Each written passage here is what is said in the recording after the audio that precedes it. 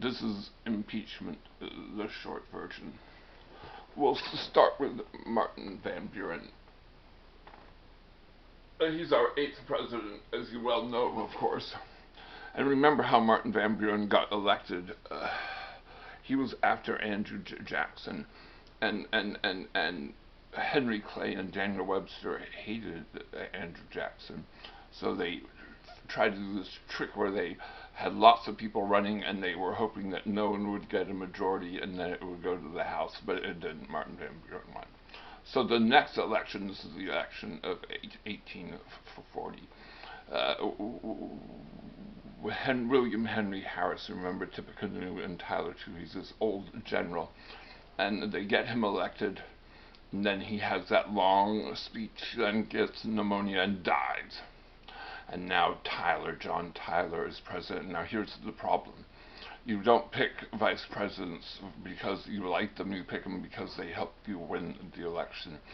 And Daniel Webster and Henry Clay were all ready to with their laws to get passed under William Henry Harrison, but John Tyler's like, no, because he really was a Jacksonian. He just hated Andrew Jackson. He was a real Democrat. So Andrew Jackson used to veto laws, but he would always say, I'm vetoing this law because it's unconstitutional.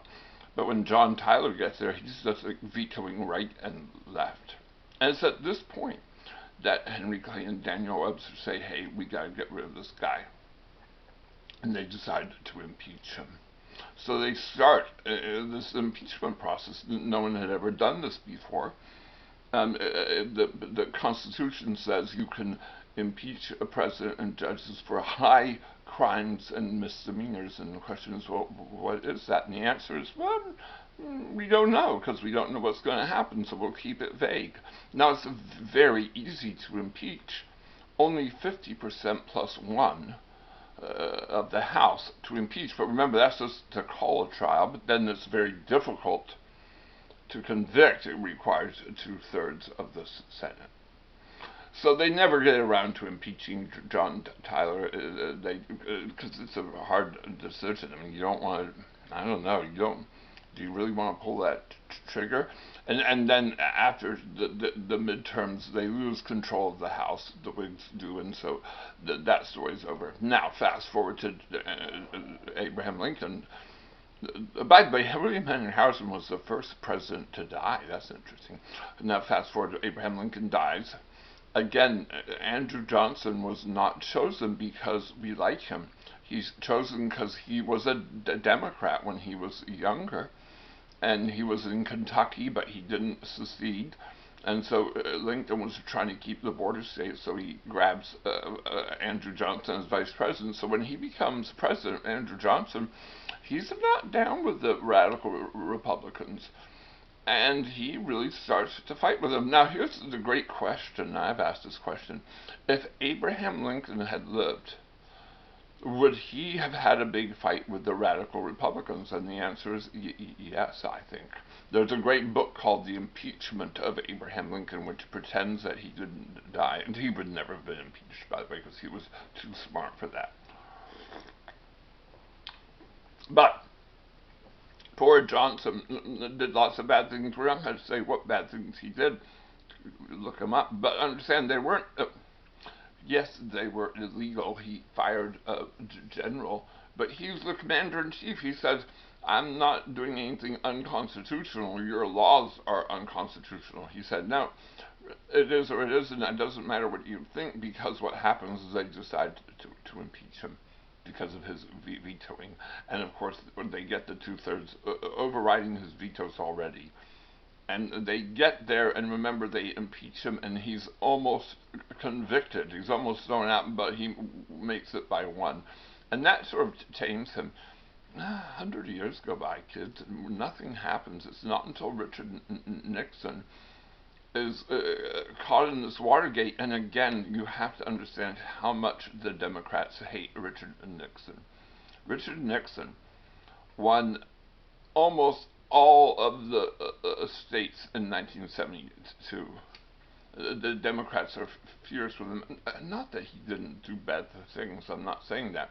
But they found something and they decided to impeach him. Now, the Republicans are like, No, this is all political. We're not following you until it becomes so clear that the American people are ready for him to fall. And so the Republicans go to him and they say, look, Richard, you're going to have to leave.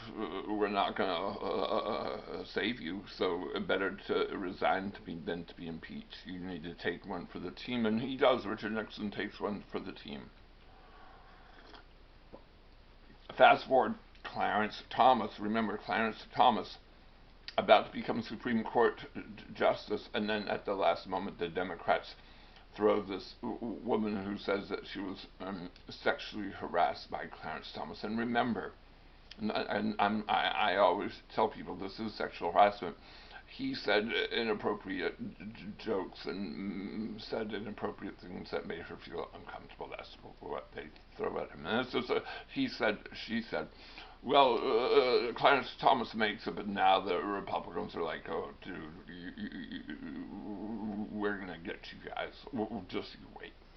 So Bill Clinton becomes president. He becomes president, and then the Republicans take over the House, and now there's this big showdown, and they try to stop the government and all. And in the end, the Republicans lose that battle. So they're really ticked off at Bill Clinton, and we find out that Bill Clinton was lying under oath, and so the Republicans take this and say, we're going to impeach you for it.